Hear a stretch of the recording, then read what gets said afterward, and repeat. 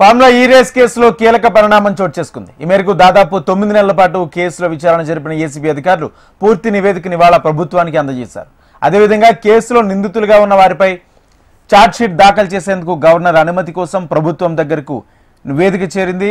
అక్కడి నుంచి అనుమతి రాగానే ఫార్ములా ఈ రేస్ కేసులో A1గా ఉన్న కేటీఆర్, A2గా సీనియర్ ఐఏఎస్ అధికారి అరవింద్ కుమార్, A3గా హెచ్ఎండిఏ మాజీ ఇంజనీర్ బిఎల్ఎన్ రెడ్లతో పాటు A4, A5లపై ఏసీబీ అధికారులు ఛార్జ్షీట్ దాఖలు చేయనున్నారు.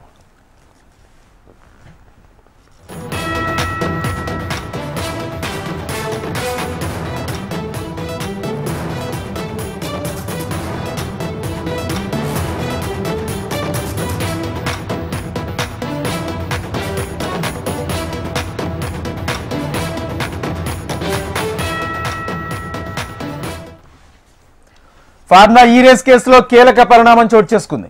ఈ మేరకు దాదాపు 9 నెలల పాటు కేసులో విచారణ జరిపిన ఏసీబీ అధికారులు పూర్తి నివేదికని ఇవాళ ప్రభుత్వానికి అందజేశారు. అదేవిధంగా కేసులో నిందితులుగా ఉన్న వారిపై ఛార్జ్షీట్ దాఖలు చేసేందుకు గవర్నర్ అనుమతి కోసం ప్రభుత్వం దగ్గరకు నివేదిక చేరింది. అక్కడి నుంచి అనుమతి రాగానే ఫార్ములా ఈ రేస్ కేసులో A1గా ఉన్న కేటీఆర్, A2గా సీనియర్ ఐఏఎస్ అధికారి అరవింద్ కుమార్, A3గా హెచ్ఎండిఏ మాజీ ఇంజనీర్ బిఎల్ఎన్ రెడ్లతో పాటు A4, A5లపై ఏసీబీ అధికారులు ఛార్జ్షీట్ దాఖలు చేయనున్నారు.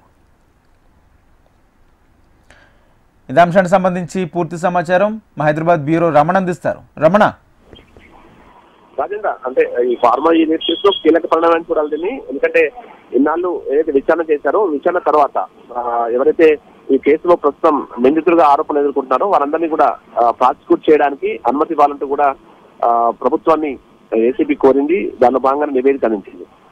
అంటే అందులో నిందితులుగా ఉన్న వాళ్ళు ఎవరైతే ప్రజాప్రతినిధులు, ఎమ్మెల్యేలు, తర్వాత ఐఏఎస్ అధికారులు ఉన్నారు కాబట్టి ఖచ్చితంగా ప్రభుత్వ అనుమతి తప్పనిసరి. సో ప్రభుత్వం కూడా గవర్నర్ అనుమతితో దీనికి సంబంధించి విచారణకు ఓకే చెప్పే అవకాశం ఉంటుంది.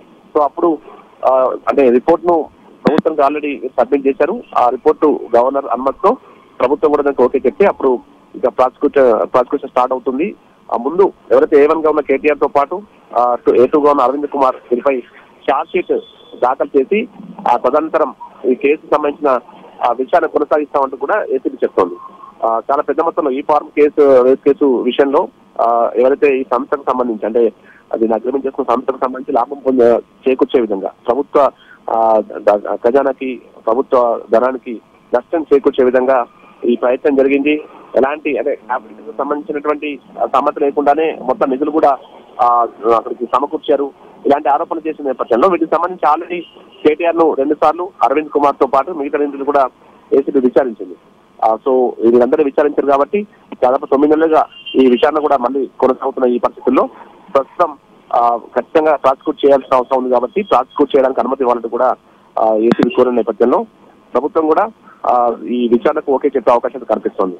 సో అప్పుడు కేసు ఖచ్చితంగా కీలక పురోగతి అన్నట్టుగా చెప్పాల్సి ఉంటుంది. కోర్టుకు వెళ్ళిన తర్వాత ఛార్జ్షీట్ ముందు దాఖలు చేస్తారు. ఛార్జ్షీట్ దాఖలు తర్వాత కోర్టులో ఇక విచారణ పర్వం ప్రారంభమవుతుంది. మరి ఆ తర్వాత కోర్టు ఎలాంటి తీర్పు కోరుతున్నటువంటి ఉత్కంఠ అయితే తర్వాత అనుకోండి. Right, thank you Ramana.